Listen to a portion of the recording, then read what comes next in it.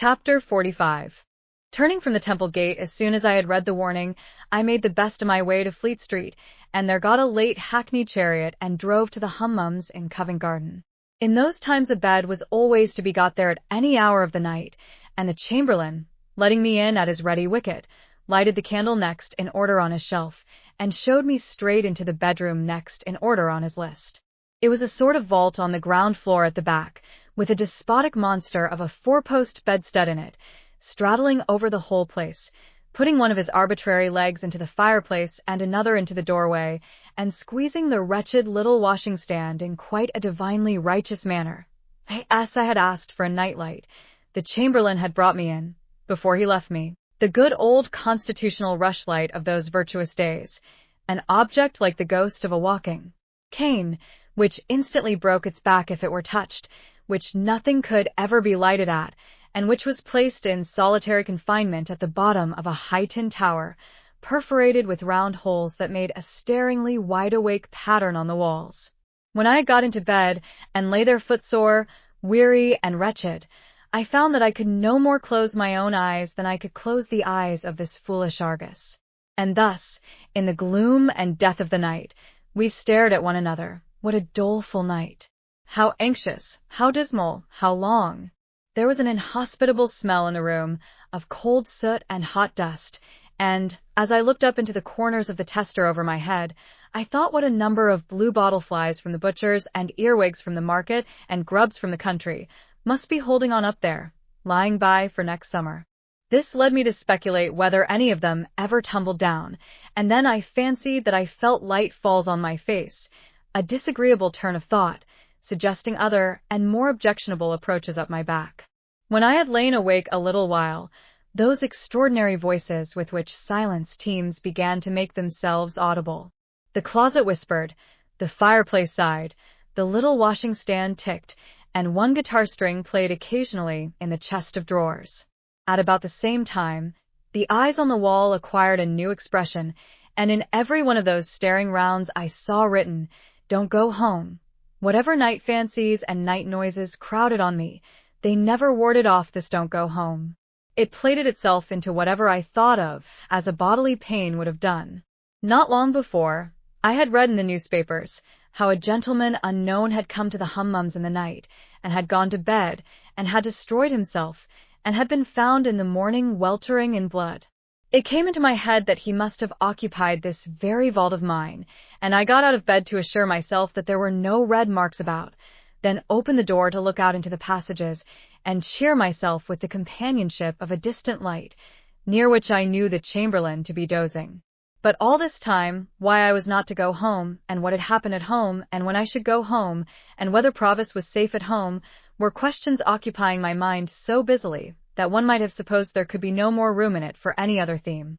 Even when I thought of Estella, and how we had parted that day forever, and when I recalled all the circumstances of our parting, and all her looks and tones, and the action of her fingers while she knitted, even then I was pursuing, here and there, and everywhere, the caution, "Don't go home." When at last I dozed, in sheer exhaustion of mind and body, it became a vast shadowy verb which I had to conjugate. Imperative mood, present tense. Do not thou go home. Let him not go home. Let us not go home. Do not ye or you go home. Let not them go home. Then potentially, I may not, and I cannot go home, and I might not, could not, would not, and should not go home, until I felt that I was going distracted, and rolled over on the pillow, and looked at the staring rounds upon the wall again. I had left directions that I was to be called at 7, for it was plain that I must see Wemmick before seeing anyone else, and equally plain that this was a case in which his Walworth sentiments only could be taken. It was a relief to get out of the room where the night had been so miserable, and I needed no second knocking at the door to startle me from my uneasy bed. The castle battlements arose upon my view at 8 o'clock. The little servant happening to be entering the fortress with 2 hot rolls, I passed through the postern and crossed the drawbridge in her company, and so came without announcement into the presence of Wemmick as he was making tea for himself and the aged. An open door afforded a perspective view of the aged in bed. "Hullo, Mr. Pip," said Wemmick. "You did come home, then?" "Yes," I returned, "but I didn't go home." "That's all right," said he. rubbing his hands. I left a note for you, at each of the temple gates, on the chance. Which gate did you come to? I told him. I'll go round to the others in the course of the day and destroy the notes, said Wemmick. It's a good rule never to leave documentary evidence if you can help it, because you don't know when it may be put in. I'm going to take a liberty with you. Would you mind toasting the sausage for the aged P? I said I should be delighted to do it. Then you can go about your work, Mary, and said Wemmick to the little servant. Which leaves us to ourselves, don't you see, Mr. Pip? He added, winking as she disappeared, and I thanked him for his friendship and caution, and our discourse proceeded in a low tone, while I toasted the aged sausage, and he buttered the crumb of the aged's roll. Now, Mr. Pip, you know, said Wemmick. You and I understand one another. We are in our private and personal capacities, and we have been engaged in a confidential transaction before today. Official sentiments are one thing.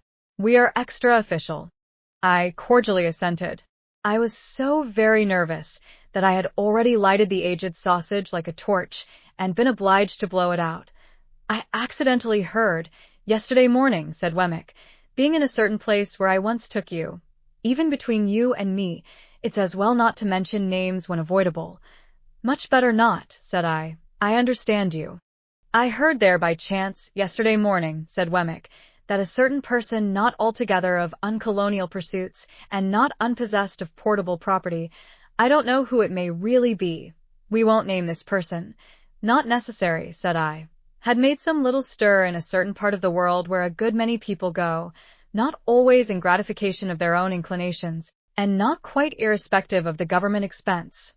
In watching his face, I made quite a firework of the aged sausage, and greatly discomposed both my own attention and Wemmick's, for which I apologized, by disappearing from such place, and being no more heard of thereabouts. From which, said Wemmick, conjectures had been raised and theories formed. I also heard that you at your chambers in Garden Court, Temple, had been watched, and might be watched again. By whom, said I. I wouldn't go into that, said Wemmick evasively. It might clash with official responsibilities. I heard it, as I have in my time heard other curious things in the same place. I don't tell it you on information received. I heard it. He took the toasting fork and sausage from me as he spoke, and set forth the aged's breakfast neatly on a little tray. Previous to placing it before him, he went into the aged's room with a clean white cloth, and tied the same under the old gentleman's chin, and propped him up, and put his nightcap on one side, and gave him quite a rakish air. Then he placed his breakfast before him with great care, and said, All right, ain't you, aged P? To which the cheerful aged replied, All right, John, my boy, all right. As there seemed to be a tacit understanding that the aged was not in a presentable state, and was therefore to be considered invisible, I made a pretense of being in complete ignorance of these proceedings. This watching of me at my chambers, which I have once had reason to suspect, I said to Wemmick when he came back, is inseparable from the person to whom you have adverted. Is it? Wemmick looked very serious. I couldn't undertake to say that of my own knowledge. I couldn't undertake to say it was at first.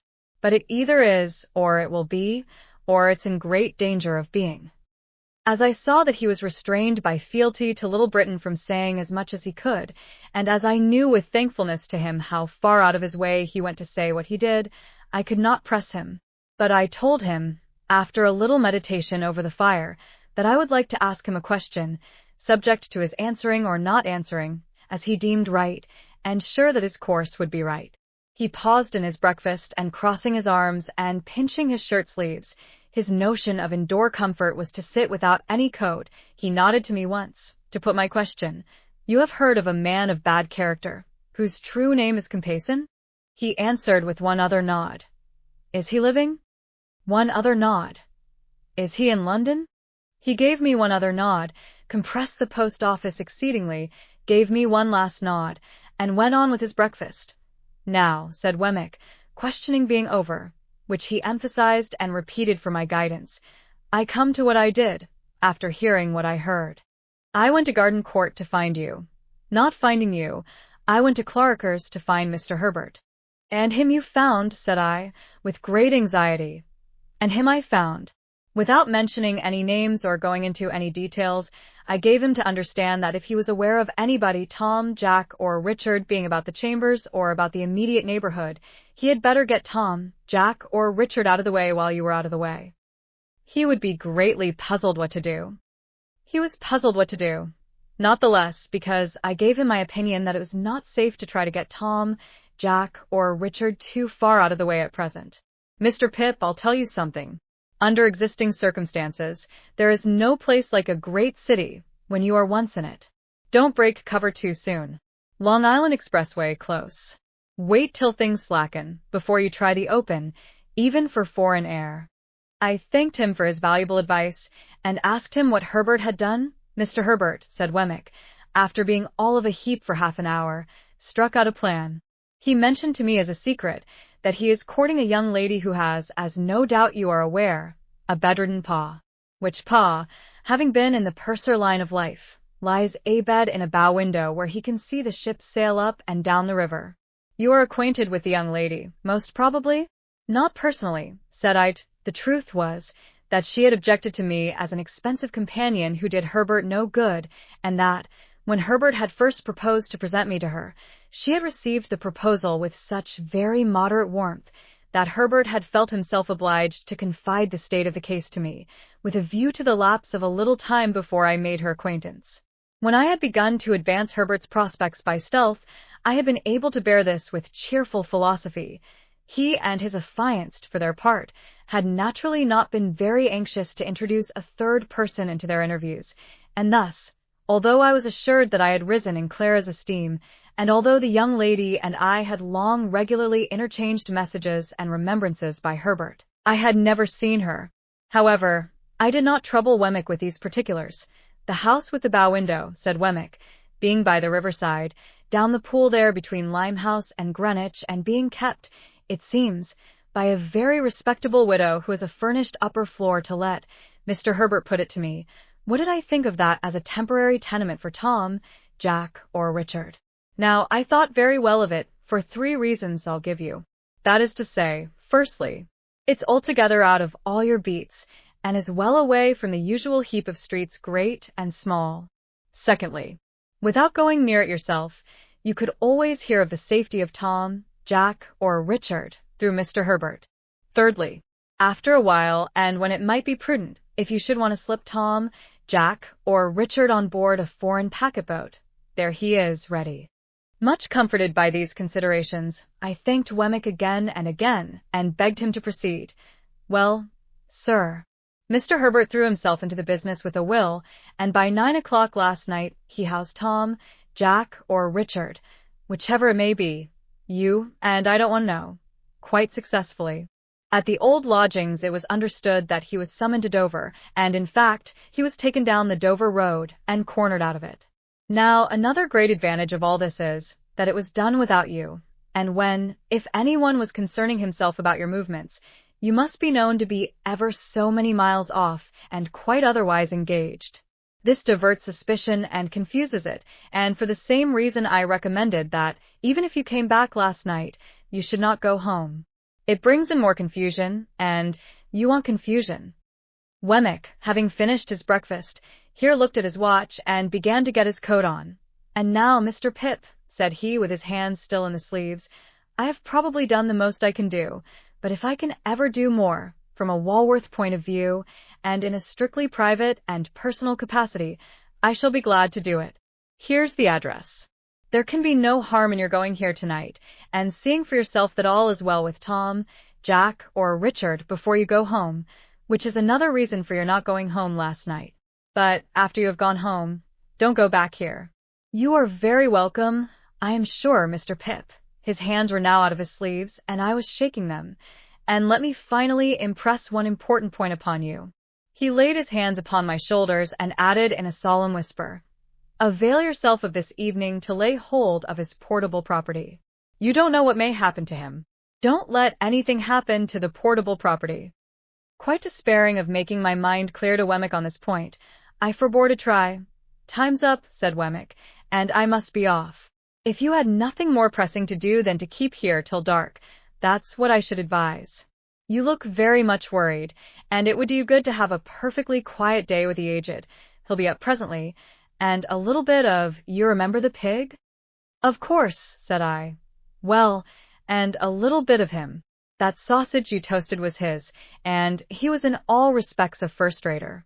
Do try him, if it is only for old acquaintance' sake.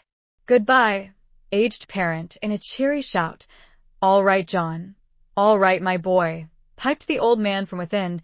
I soon fell asleep before Wemmick's fire, and the aged and I enjoyed one another's society by falling asleep before it more or less all day.